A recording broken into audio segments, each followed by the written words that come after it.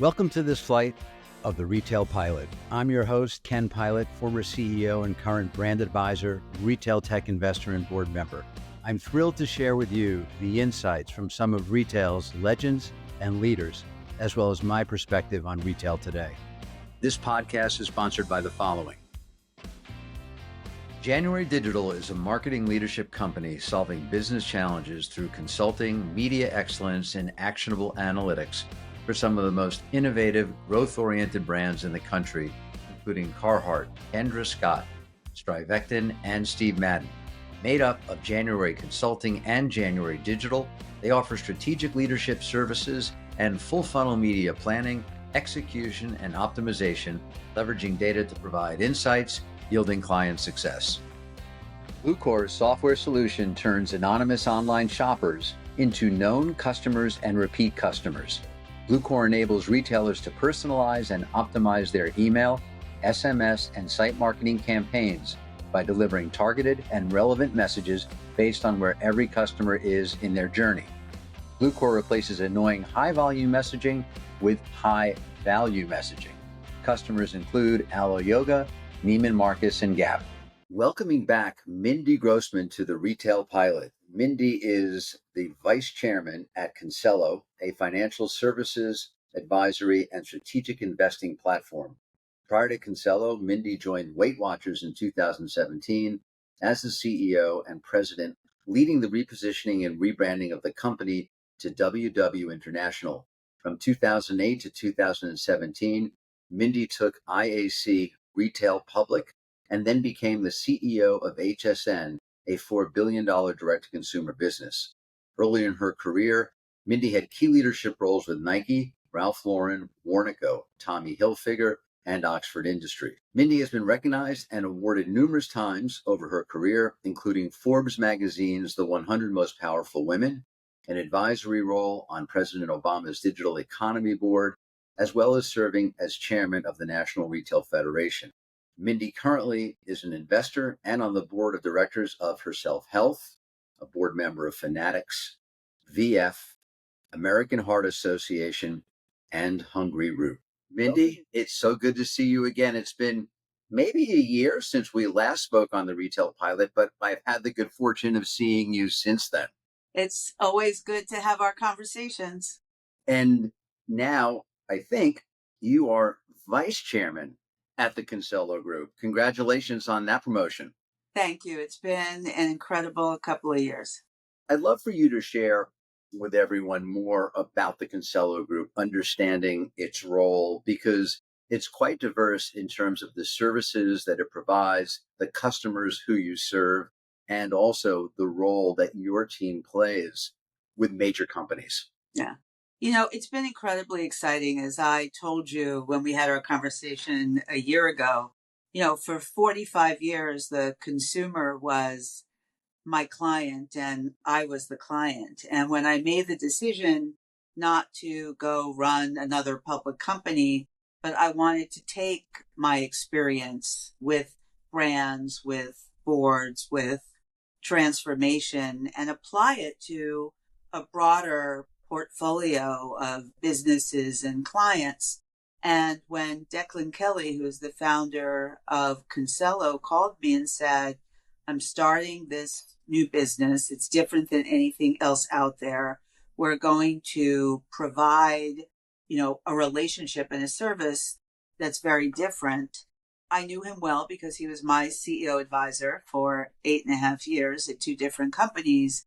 So I knew what that experience was, but I said, what is really going to differentiate this? And, we're an advisory and investment platform, but really what makes it different is it's an entire portfolio of advisory practices that starts with the CEO advisory, and we literally become a critical partner strategically to the CEO, to the client, to the team.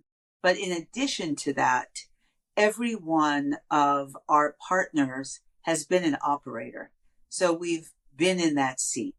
So we have our investment business, Consello Capital, which is run by Peter Morrow, who is the co-founder of Sycamore, which I'm sure everyone is familiar with. So how do we invest our capital to both advise and use our expertise to accelerate growth? But then we have 6 different advisory services, really starting with what we're calling Consello solutions. So think of that about how do we work with the CEO and how do we run the business to create maximum value? That's important.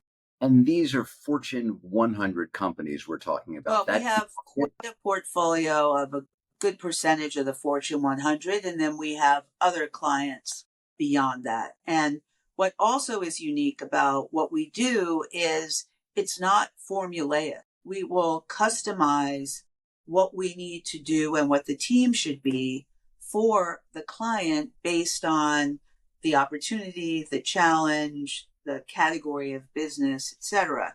So in addition to the financial services advisory, Consello Growth, which is run by Janie Whiteside, who was the first chief commercial officer at Walmart. She built Walmart Plus. And what a lot of companies are really looking for today, and you and I talked about this, is what are avenues of growth acceleration, both in revenue and in margin or profit? Things like loyalty, retail media, marketplace. I mean, everything that's so top of mind today. And then Consello Tech, which is run by Oscar Salazar, who is just the co-founder and CTO of Uber. So think of assessing. He's a smart guy. I've listened to him with you last year. That's right. We were in Barcelona together. I mean, if I could have him opine on my company's tech stack, how lucky would I be? Not that I have a tech stack or a company, but if I did, I would want him. Well, you can have the conversation. And so it also runs all the way through, what are companies doing with AI, which is obviously very top of mind right now. And then Consello Experience, which is run by Wendy Clark, who was the CEO of Dentsu, one of the largest agency groups, DDB, and global CMO of Coca-Cola. I've known Wendy for a long time. And that is the full continuum of marketing strategy and assessment. And there's a lot of companies, when you do the full assessment, a lot of what can be achieved is what you're looking to do is save dollars and make them more efficacious so you can reinvest it into other things. And then certainly Consello Financial, and that's M&A and investment carved out and everything else. And, Declan's thought and vision was, how do we help the best in the world be even better?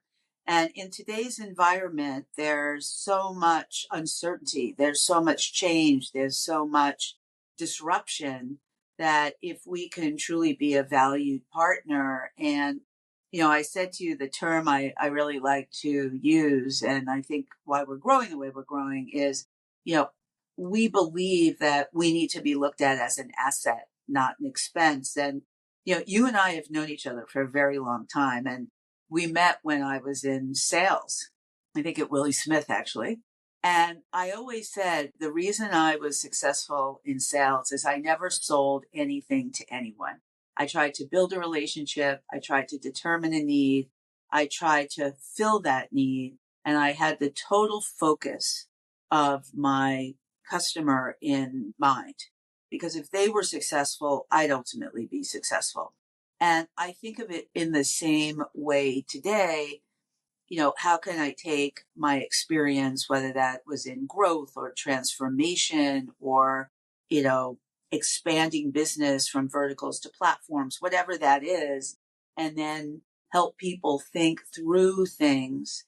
And even companies who are doing extremely well, you've got to every day be looking at what is the future. So it's almost like, how can our job be to help even predict the future before it happens, right? And then how do we help you manage it when it's done? And you talk to so many people, Ken, and you talk to a lot of CEOs, and, the consistent theme is you've got to be eyes wide open. You have to have pivot capabilities. You have to be thinking of what's next just because of the environment we're in.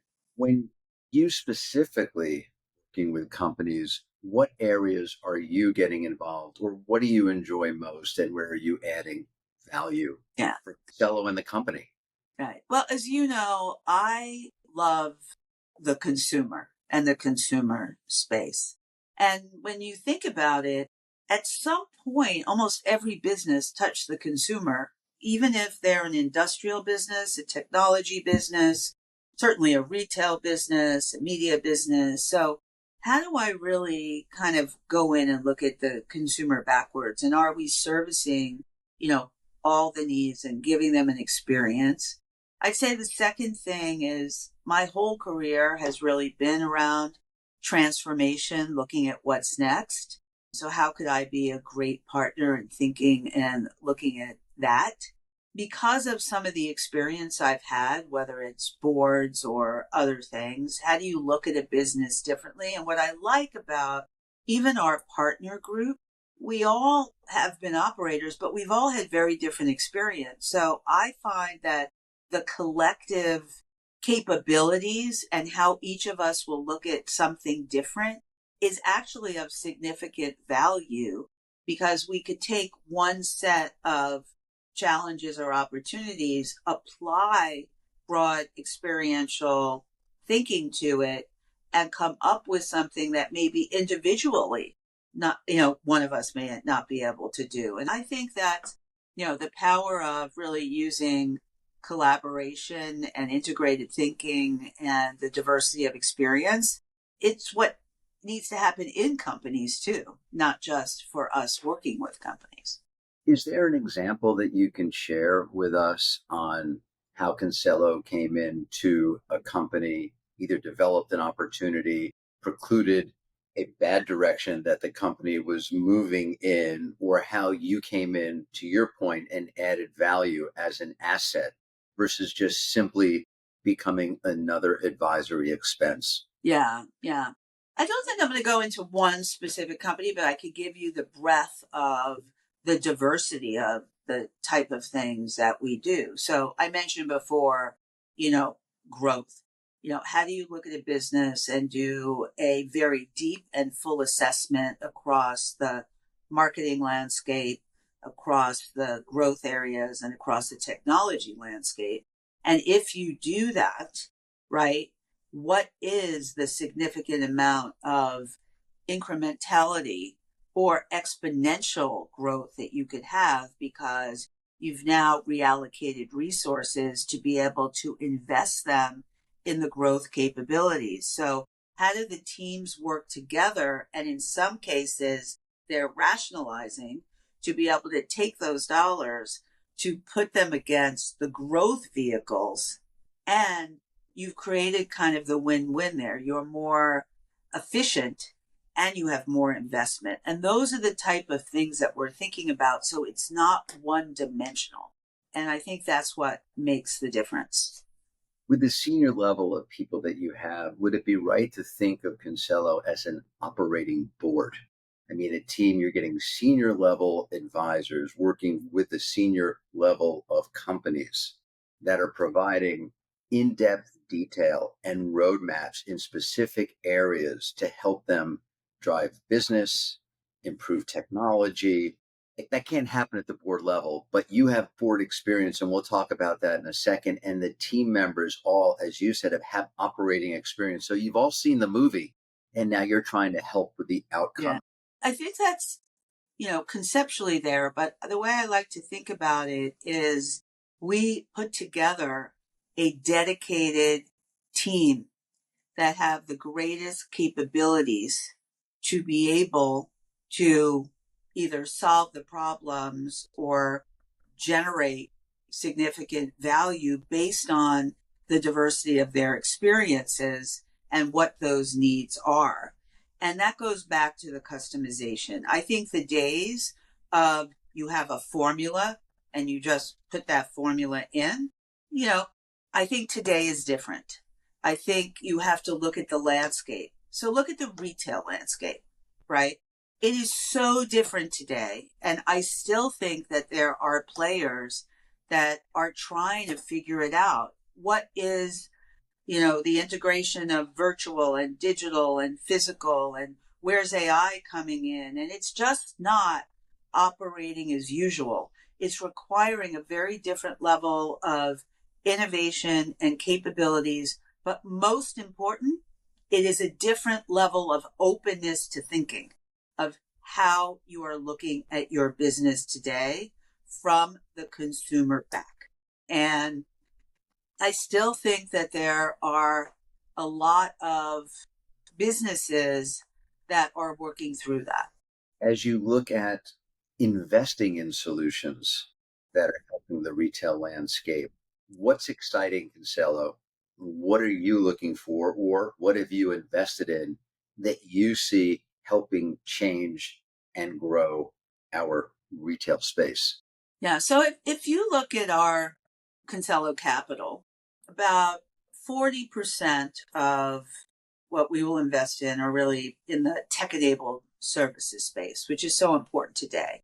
40% will be in the realm of consumer retail, because very much so, Peter's experience and having run the largest consumer retail private equity firm and a number of our each experiences, and then other where we see opportunity. We've done, one investment in the tech-enabled services space called ProSearch. It's really an AI platform, but it's geared to the litigation practices within large companies, et cetera. But as we look at the pipeline, we're certainly looking at opportunities where we not only feel we want to invest in the business, but our investors know that what we're also going to do is use our expertise and help advise those businesses to be able to accelerate value creation. And that's what's important. So it's not just dollars in, it's dollars and expertise and intellect. So the Consello team that you described that actually works very closely with major companies can then also work closely with the investment portfolio that is building. Yes.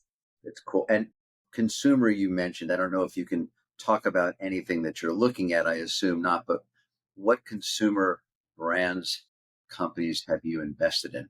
We have not made any announcements on the consumer side, but there is a robust, certainly portfolio. But again, opportunities where we think there's, expansion, there's growth, there's pipeline, and that they have a unique thesis for growth. You and I have talked about, things that get us excited on our own personal, investments and what we look for. And certainly, innovation, the ability to differentiate from what else is out there, servicing a need that doesn't exist with technology, a lot of different things that, are in the ecosphere right now. For either a tech company or a consumer brand to get an investment from Consello, what size does the company need to be, and how much money, what's the range of investment that Consello would be looking to make? Yeah, we're looking, at mid-size, but we're looking at a range. And what we have said is that, we can invest 20 million, 100 million. It really depends on what the compelling proposition is. And, Peter goes into that a little bit more deeply, but that's like the general area. Share with us a little bit more about Strive, because I think that's a fascinating sector of your business. It's sports, which as we're going into this Olympic year, a lot is happening, but tell us about Strive and some of the interesting advisors / partners that you have on the Consello team. Yeah, I waited to focus on this one, but, we're building Consello Strive. It is the business of sports and entertainment, and will encompass everything from advisory and M&A for businesses to investing to content and IP, leadership development in some cases. And to your point, partners in that business, we have Tom Brady, Serena Williams, Pau Gasol, Gary Neville, and we'll be expanding. But the business of sports and, actually what I'm also excited about is the business of women's sports today, because the landscape is changing dramatically. So I think there's going to be a lot of energy there, whether it's with the sports businesses themselves or large companies who want investments in sport, or even things like leadership development, like what Tom Brady is doing with Delta. So I think that there's a lot of opportunity, and we're in the earlier stages of growth, but I think that will be a very compelling business vertical.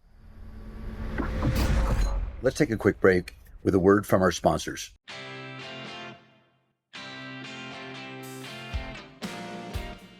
Predict Spring is a global point-of-sale platform live in 22 countries. The platform includes mobile POS, endless aisle, fulfillment, inventory management, and clienteling, creating a true omni experience for customers and associates.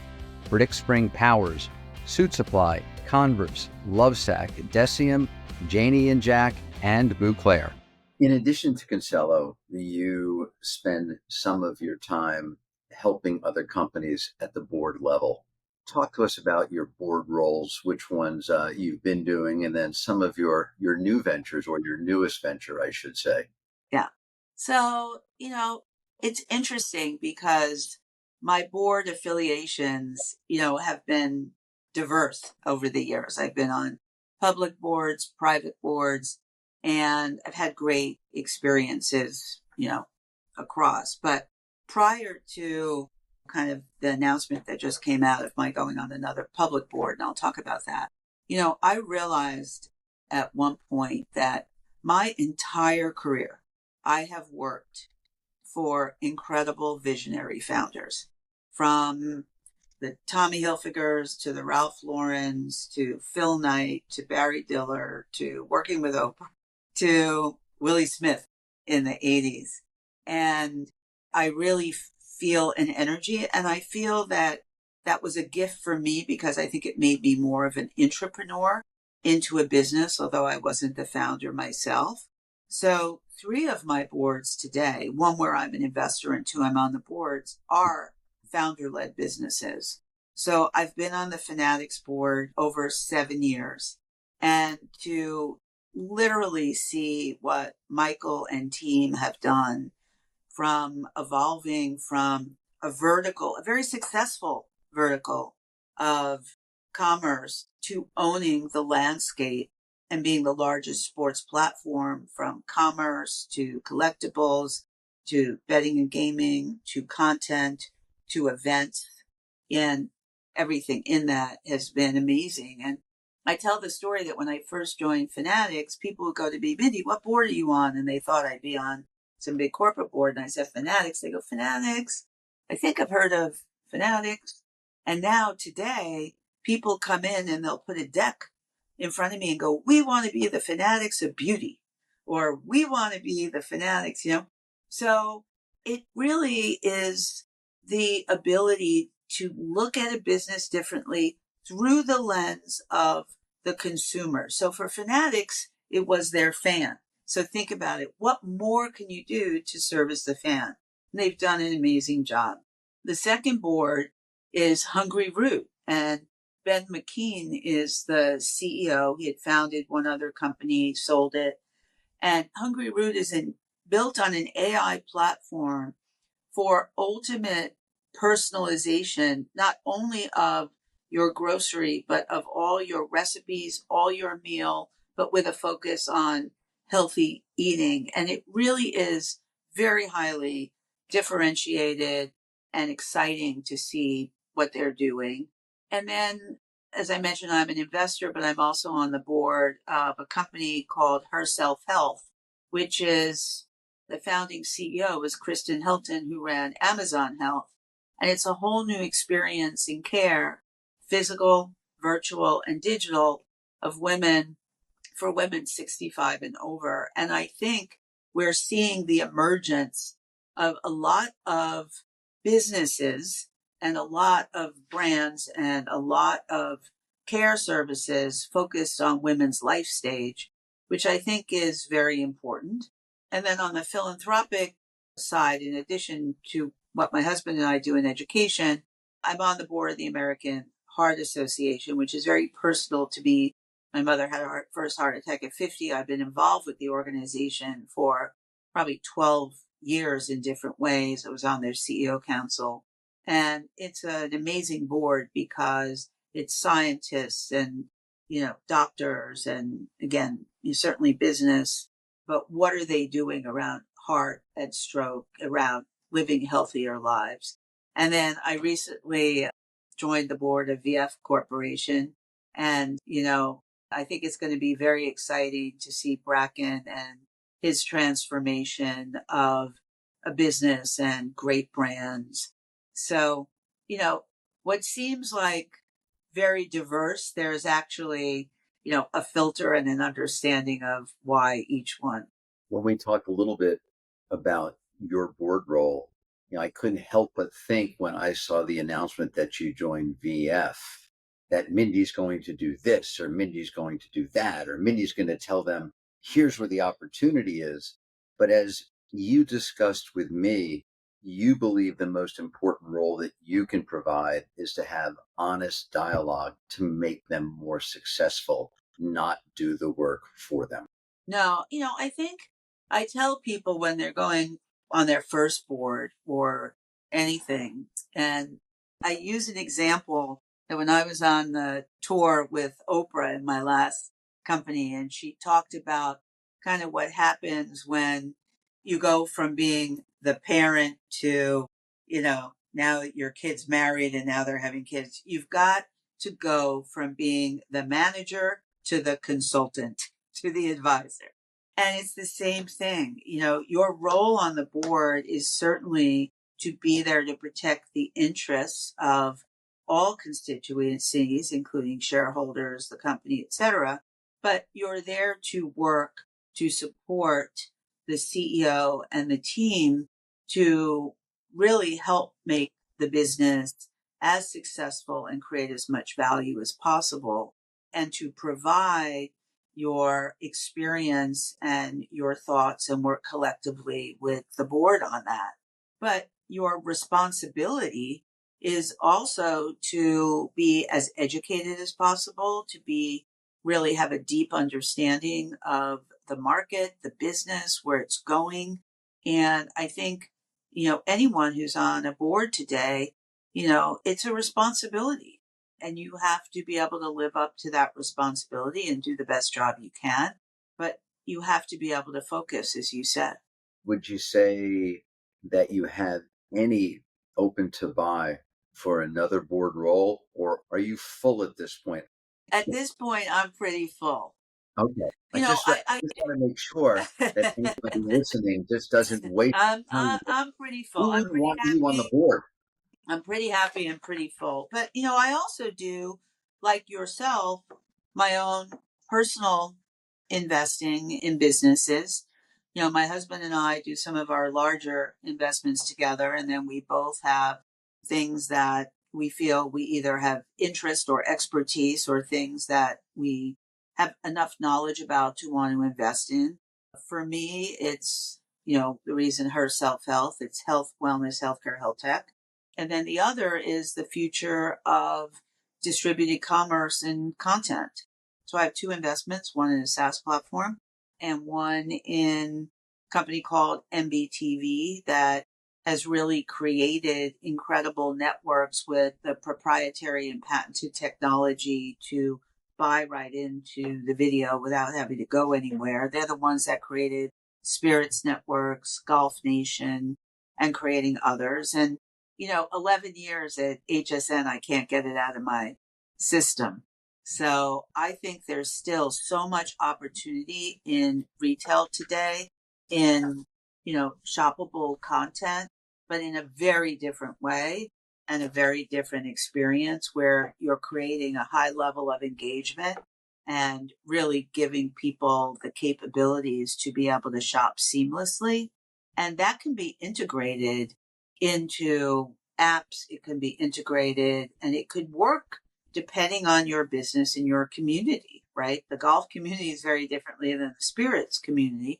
But if you really create engagement, and you see a lot of people watching short form content, it could be on YouTube, it could be wherever, but to be able to do it and be engaged with compelling content, but then also be able to buy, I think that's a huge asset and huge, for anyone. I couldn't agree more. And I know that NBTV, that's going to be a good investment for you because I think it was brought to my attention back in 2021 and I didn't jump on it. So my investing is sort of becoming a not for profit, not intentionally, but that's how I'm viewing my portfolio. I would love an exit if anyone's listening, but there are so many different areas. And I do like what's happening with video commerce, seeing how that's going to really be the next important thing from a digital experience point of view. Because I think e commerce, though incredibly efficient, is incredibly dull. And it hasn't changed much in 20 years. It's been very much here are the PDPs, pick your item, put it in the cart, it comes home. The technology has improved tenfold, but the experience isn't really that much different. And it's not really much of an experience. It's an activity, but there's nothing that's emotionally That connected that's to where I product. think the big opportunity is. That's So where I think the big opportunity is. we were talking about that relative experience relative to retail today. What other experiences outside of what you described are you seeing or you feel are important to brands and continued growth? Yeah. So, if you really look at kind of, I call retail evolution, right? I think, some interesting things. I think what Dick's Sporting Goods is doing with their focus, they call their consumer an athlete.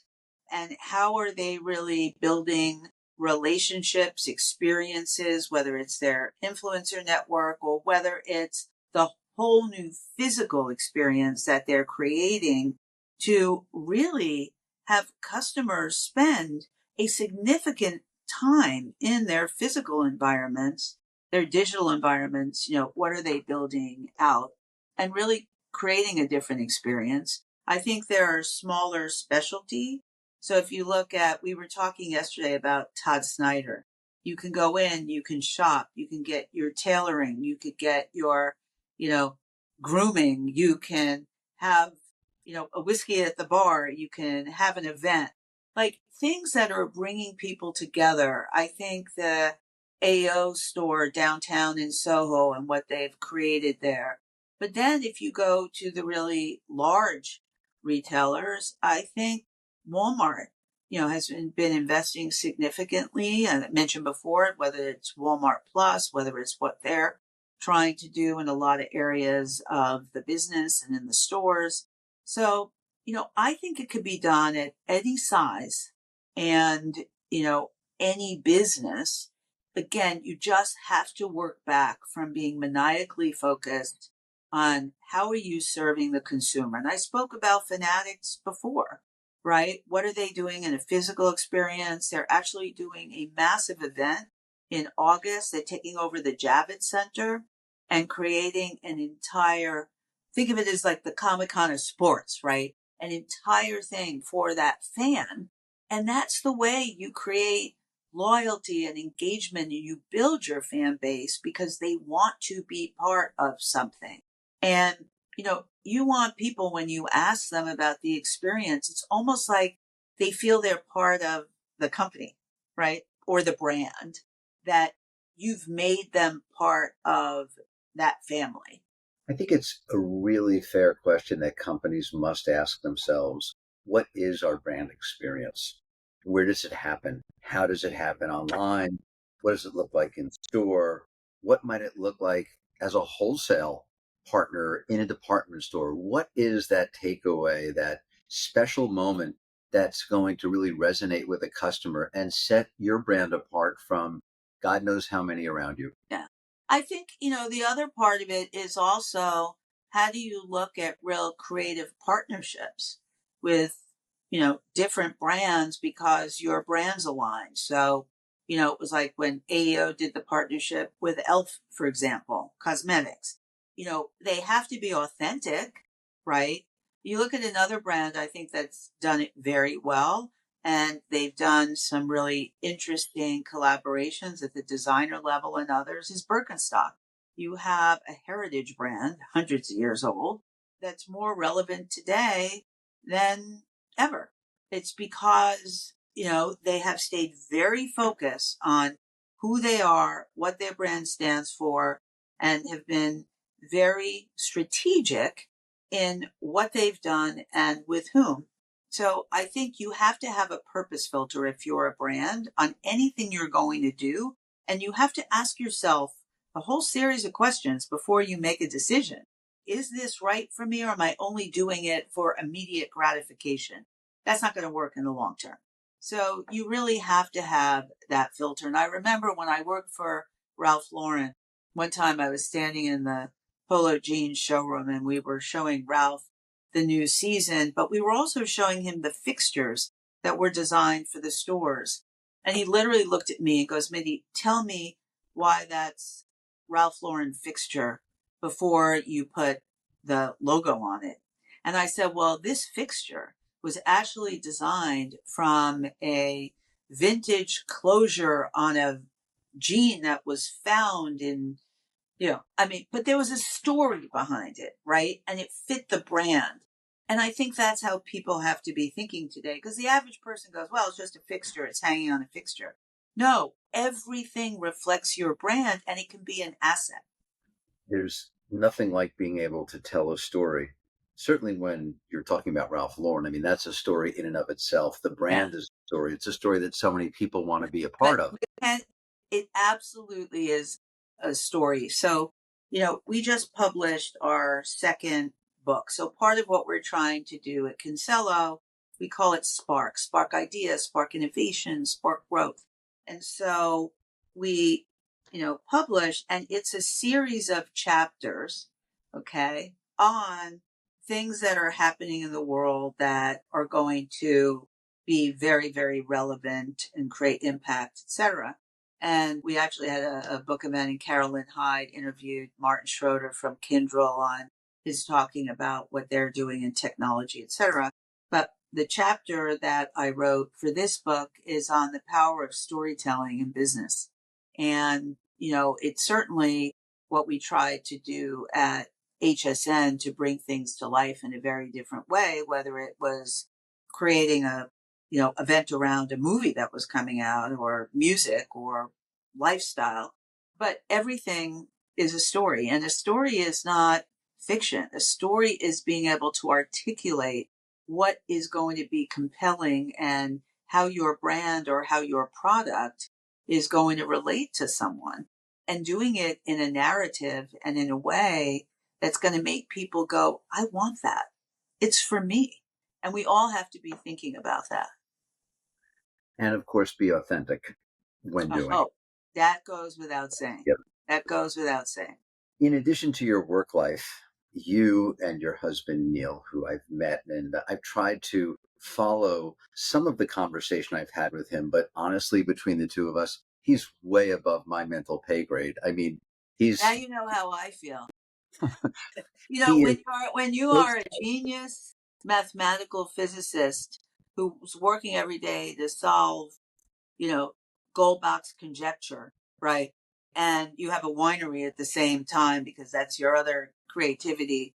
We are definitely very different, so it makes the conversations very interesting. but collectively, you get involved in non-for-profits. You Yes. doing a lot around education, which you're very passionate about. Share with us a little bit around what consumes some of your personal time outside of the. Yeah. We are both very passionate about education. We got involved with a school called the East Harlem School at Exodus House, probably 30, almost 30 years ago, and really creating a different educational experience in underserved community. And the statistics are spectacular. They're fourth through eighth grade. They have 100% graduation rate from high school, from college. Kids have gone on to do great things. And then we get involved in higher education. Neil's been involved with Hebrew University for 20 years. We have an endowment there at Columbia. We're involved at Cambridge. And we do think that education is such an important pathway. You have a very full slate. I'm exhausted. It's unbelievable. So with that, we'll move to rapid fire just to really dig deep into how your mind is working. Not that we don't have a great idea on that already. So, first question, if you weren't working at Consello, what do you think you'd be doing right now? So before COVID, I was starting to be heads down on writing a book. And then when kind of the world blew up and it was, I got to focus on, getting through this, in business. So I'm starting to think about that again. What is your favorite moment in your professional career? I've been very fortunate to have incredible experiences. I mean, starting Polo Jeans Company with, subway tokens, looking for, offices and building a team and creating everything. First of all, it gave me an unbelievable respect for entrepreneurs and founders because I was able to do that without having to go raise capital, right? We had it. When I first made the move from Nike and went to take over IAC Retail, which ultimately became HSN, and I took it public, I remember everybody thought I was crazy. And there were people that dismissed me, honestly, which I'll never forget. And then I'd say, lastly, was doing the WW tour with Oprah and, seeing 20, 40,000 people in a day in an arena come in thinking one thing and walking out reassessing their life. I've been very fortunate to have had those moments, and that's what you're talking about, impact. With that, we'll land this flight of the retail pilot. Mindy Grossman, thank you so much for joining us today. Always such incredible insight. What a career. What a person. As I said, I always love our conversations every single time. Thanks for tuning in to this week's flight of the retail pilot. And please give us a review on your favorite podcast platform.